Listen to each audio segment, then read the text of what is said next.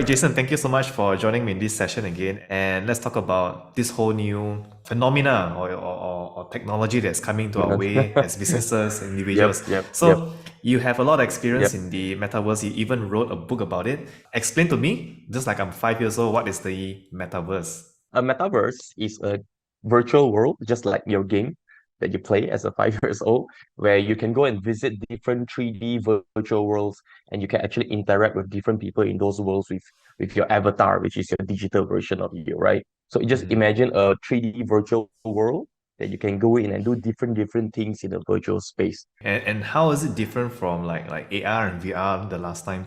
So AR over here stands for augmented Yep. reality, where most of the applications these days you need a digital display to see through a 3D object in the real world. So in Pokemon Go, it's like your Pikachu in the real world, Yeah. kind of overlaying it, and then that's how you're Okay. gonna catch it and things like that. For VR, it is considered like the hardware part of things. You need a hardware to actually access virtual reality, for example, Okay. right? So metaverse usually will fall under what we call like the software category of things. Whereas virtual reality is just the hardware part of things where you use it to access something, right? So there's a huge Mm. differences between it's like a computer. So metaverse is like, for example, a software. It is a software and you Okay. need to use a computer to access it. But that doesn't mean you can only use the computer to access it. You can maybe use a phone, use a TV screen to load the web browser, these kind of different examples are. I remember in Penang, they had these like little QR codes everywhere in the city where we can scan and then see an AR or see a story about the place. But it didn't really kick off.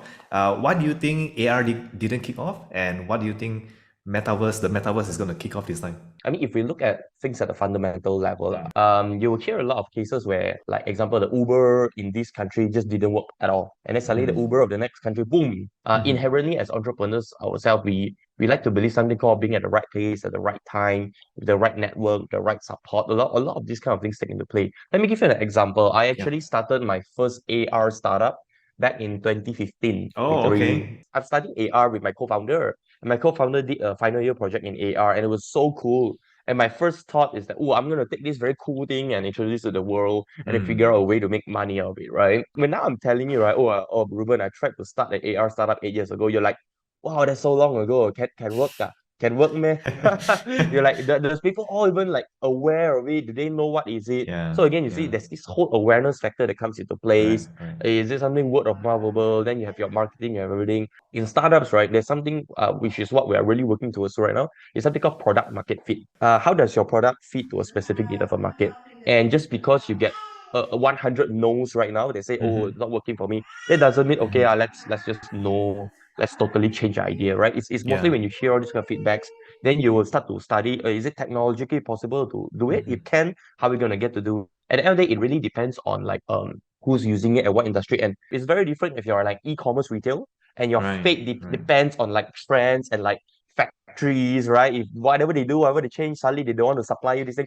Oh, sorry, it doesn't work. We cannot do that business over here anymore. For me in particular, because we are the Mm. technology developers ourselves, Okay. so the way we look at certain issues and problems is a bit more different. You need a bit of everything to make certain thing work. Like what I'm doing with you now, Yeah. educating people. That's one of the reasons why I got the book out also, right? Education and awareness. Speaking about education, let's talk about. Can you tell me more about the book? Right?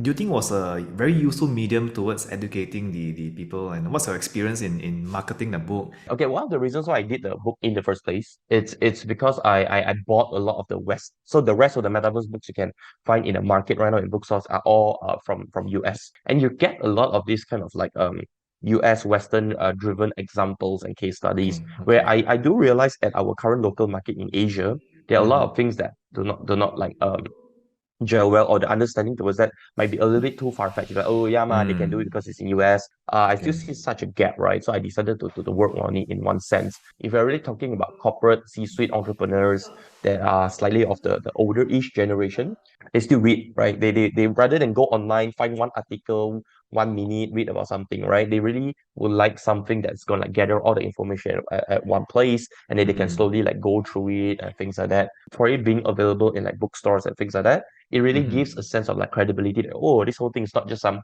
game fad, for example, which is a lot of people when they think about the metaverse, that would be like one of the key top things that come into their mind.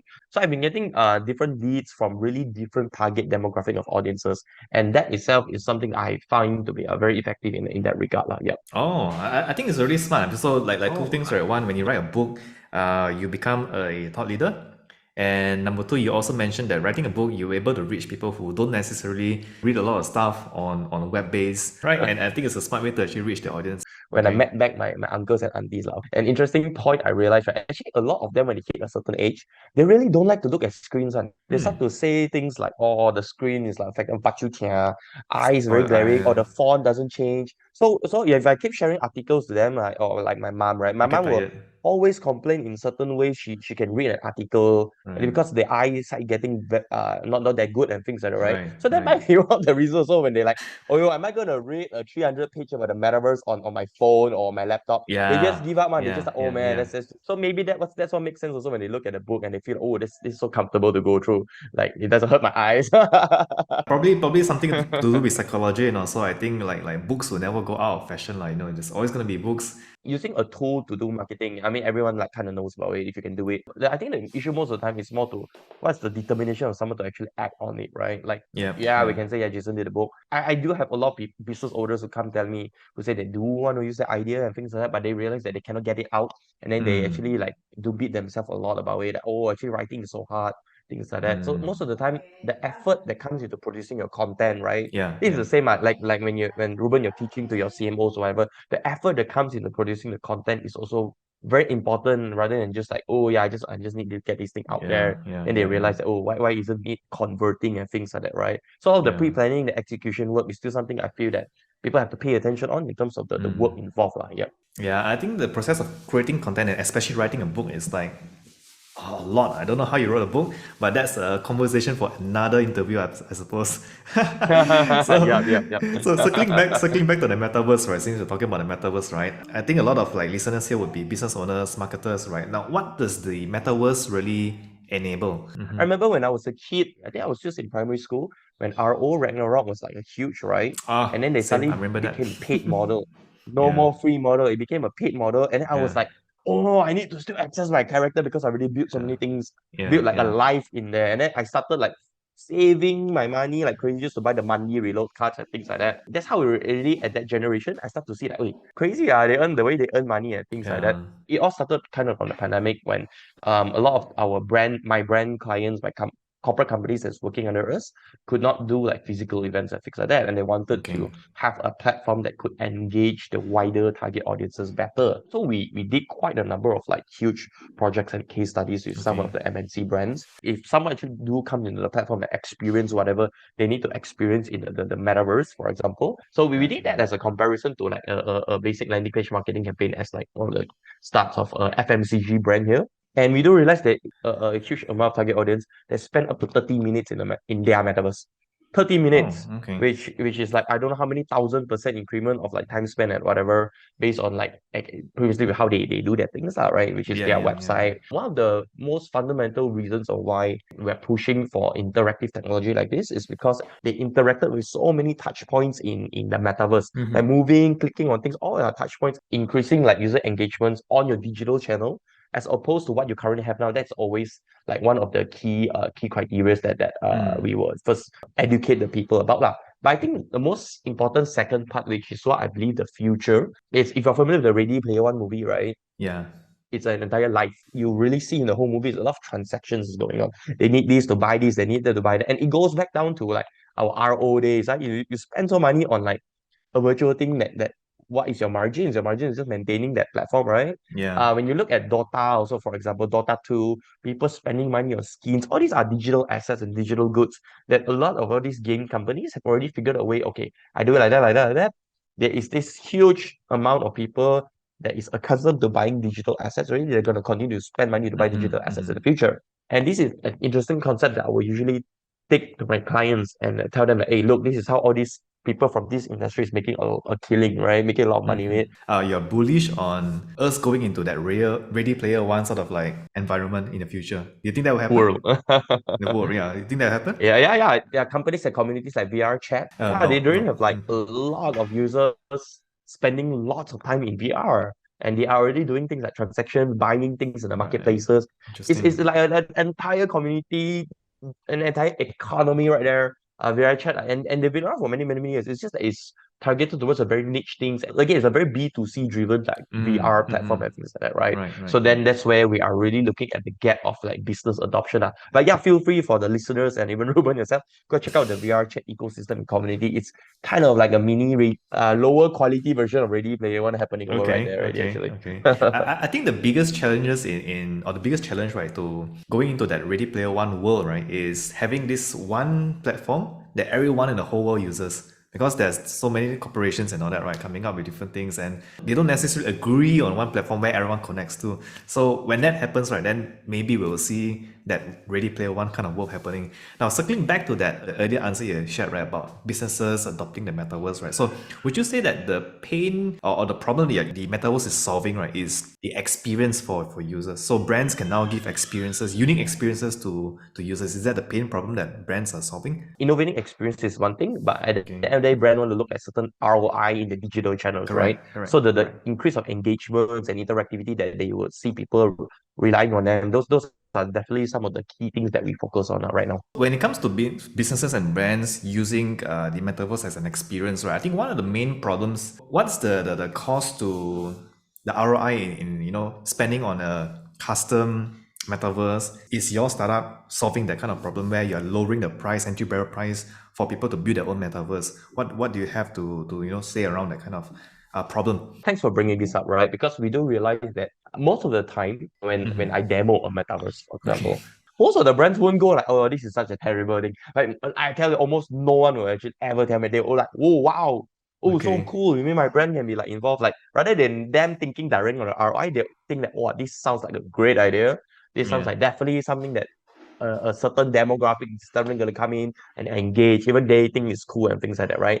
The Mm. ROI will only usually pop up when they come and ask you how much. How much is it? How do I get in? Right, Yeah, right, yeah. yeah, yeah. How much? That's where they're And gonna, is this worth for oh, us or the not? ROI Yeah. makes sense or not.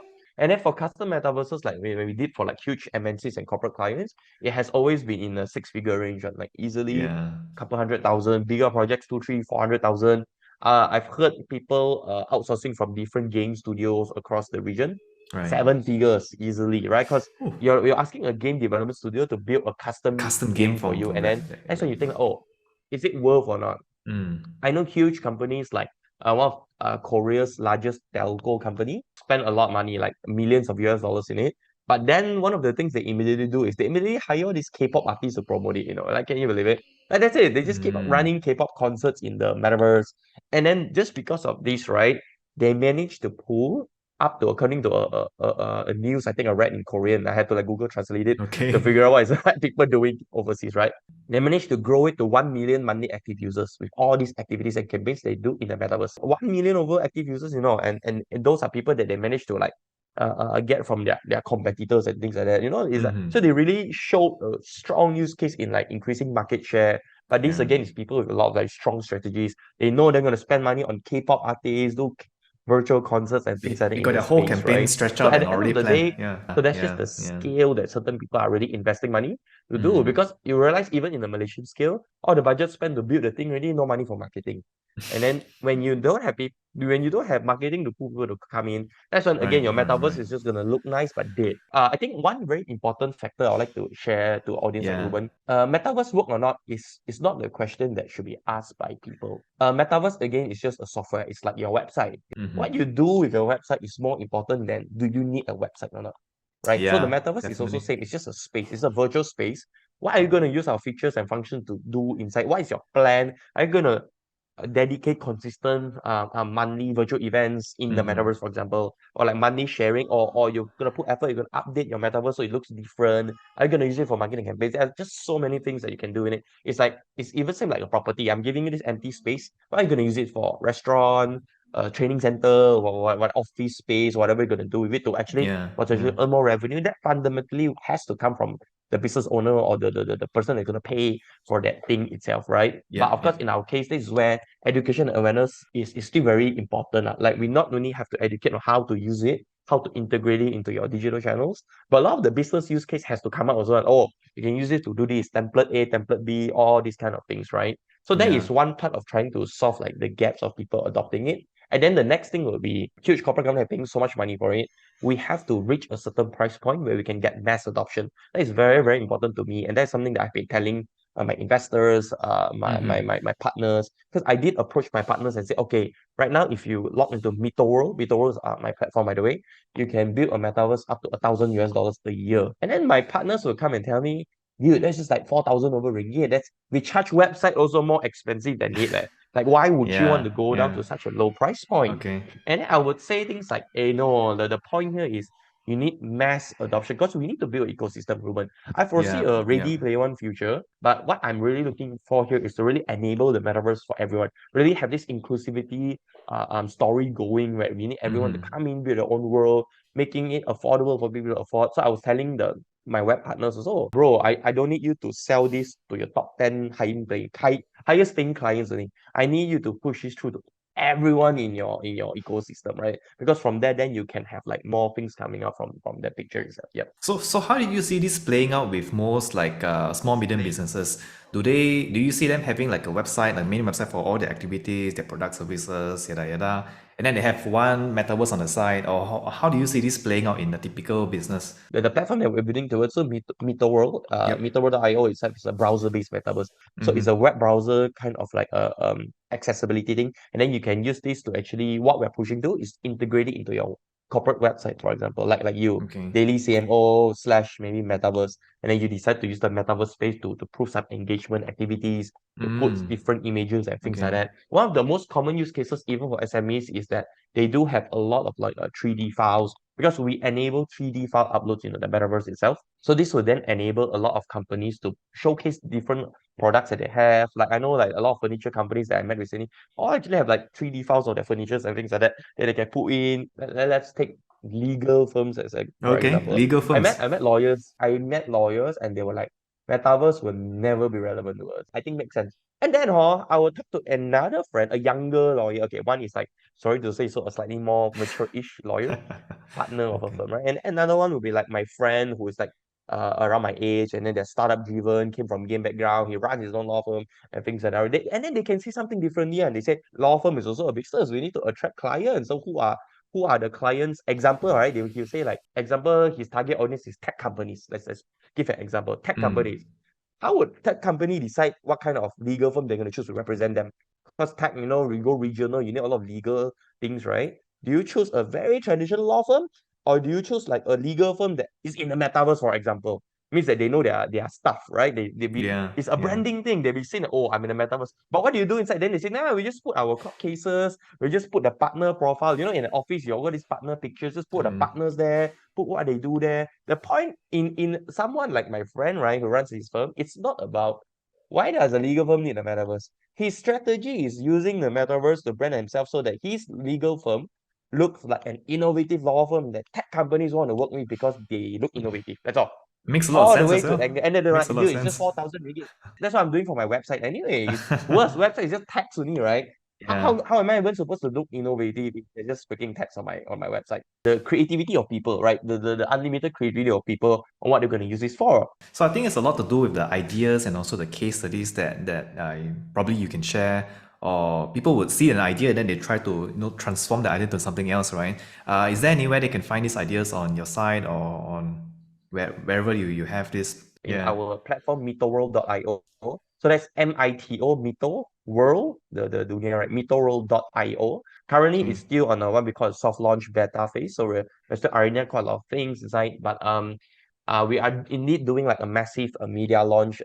I think sometime mid of March. I think we can reconvene again to show how certain things have been progressing from Yeah. them. Yeah. But yeah, Yeah. do check out the platform, do check out the website, experience it yourself. Mobile browser is still being optimized towards a launch. So if feel free to have the best experience through like your laptops and your desktop browsers and things like that. Yep. Okay, so a couple of questions more. When it comes to the metaverse, now it's new, people are adopting it. But do you think, right, in the long run, it will start to lose its luster, and how do you think that the metaverse would convene that problem? I think at the end of the day, again, Ruben, rather than the metaverse itself, right? It has to really come from the companies driving these initiatives. Like initially when Facebook page came out or Instagram page came out, right? Yeah. it just let you post things out, right? And then from then on, like the tech companies that is in charge of building all these things will building all these features. They'll keep putting new features. They figure out what Mm-hmm. user wants, trends, and then enabling this, enabling that. It's like Instagram now got reels, got what. Like last time, an influencer could only sell one type of activity for brands. Now, an influencer can sell 10 different types of things for Mm-hmm. brands so that brands can consistently have different ways to engage it with it, right? So I think that is always the beauty of like a tech based product or a company like us rather than a physical retail, for example. The metaverse is part of things that we're building ourselves. So we do hold control of what kind of features we're going to enable into the platform, what kind of trends. Like even right now when we talk to a lot of partners, they consistently feedback us. Actually, this industry is looking for this to enhance certain thing. This is doing that kind of things. So it's just an ongoing process for our company to continuously improve features and put in new things into the platform so that Mm-hmm. user Constantly usability becomes and new. Yeah, brand ROI constantly. can still maintain. Okay. Yeah. So from our case, that's the way it's gonna be. Yep. Being a tech guy, yourself tech, we are all in tech. There's a saying, right, that I mean, this is a bit more sensitive in Malaysia, lah, but the whole industry follows the pornography industry. The pornography industry was one of the first ones to introduce online e-commerce where they accepted credit cards. Now, when it comes to metaverse, right, is the porn industry leading this by doing something, or do you see any sort of like are the porn guys doing something that you are following, or what's going on? Trust me when I say a huge amount of people spam me things about the metaverse online. Anything someone talk about, like, Yeah, oh, share to Jason first. Yeah, yeah. he's a metaverse guy right now. Let's just all share all these things. So I get a ton of news. Even I don't see it myself, I still get a lot of people sending me it. I realize, right, I haven't received any information or news regarding how that industry is actually going to dive into the metaverse, Mm. finally Mm-hmm. speaking. Yeah. So actually can I actually really have no comments on it. It's not that I do not want to. And again, it's Yeah. not a PR hygiene thing, but it's just I don't know. I've never heard or hear anything about it. So I'm not too Yeah. sure what are they trying to do about it actually. Yeah. I mean, this is saying that Yep, in the yep, in the yep, yep. e-commerce industry, the tech industry, right, that you want to look for what's going to happen in the future, look at what the porn guys are doing. You know what's going to come, that sort of thing. anyway. All right, so last but not least, right, what should the business listeners do next? Yeah, for now, I would just really love if everyone can go try it out, like a browser-based virtual world on Okay. I think our platform I mentioned earlier, Mitoworld.io itself. Go check it out, create an account, try and build your own world. But then of all in all, like we are always happy to really give advice, use cases. We are definitely beefing up our content repository online. We're definitely going to do more content, videos, tutorials, how-tos, and things like that, and use cases. And hopefully we also can start to like work with like the government on certain initiatives that we are already in talks with. But yeah, just go check it out, experience what a browser-based metaverse is like, and then hopefully that you guys will have like really different ideas to run different marketing and engagement campaigns with your audiences in the future. Yeah. Thank you, Jason. That was a very insightful chat. Yep. Thanks, Ruben. Thanks for having me. Happy to have like share a bit more about the metaverse in very interesting context.